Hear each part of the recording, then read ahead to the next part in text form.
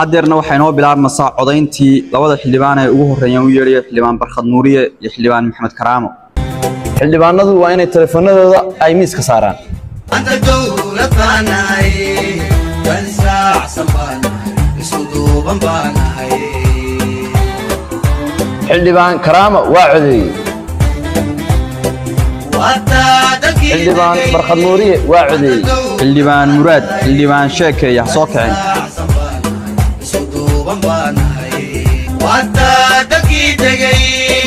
anta dawladanahay kan saacsan baan isku duuban baanahay.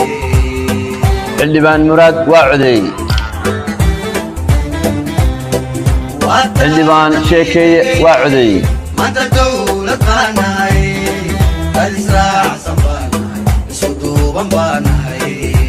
wata dadkii tegay anta dawladanahay kan saacsan baan isku duuban. xildhibaanad Sawda waa codeysay.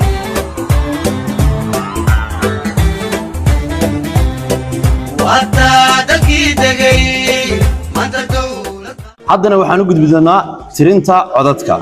xildhibaanada ka soo qayb galay doorashadu waxay dhammaayeen 12 kuna way wada codeeyeen. waxaan bilaabaynaa tirinta codadka. alla ilaahu guusha sii. xaabsade xaabsade xaabsade ilka case ilka case xaabsade xaabsade xaabsade xaabsade xaabsade ilka case xaabsade.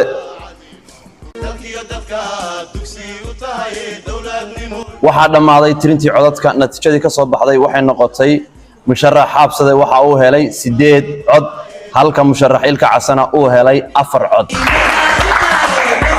gada waxaan calool xumadeeda ma daawan kare. mudanayaal iyo marweyn xildhibaanada waxaan ka codsanaynaa inay dabaaldega joojiyaan weli hawshii waa ay socotaa.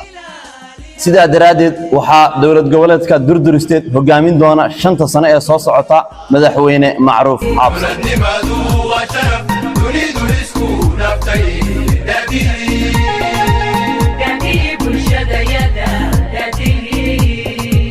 waxaan u mahadcelinayaa xildhibaanada ii codeeyay iyo kuwa aan ii codaynba.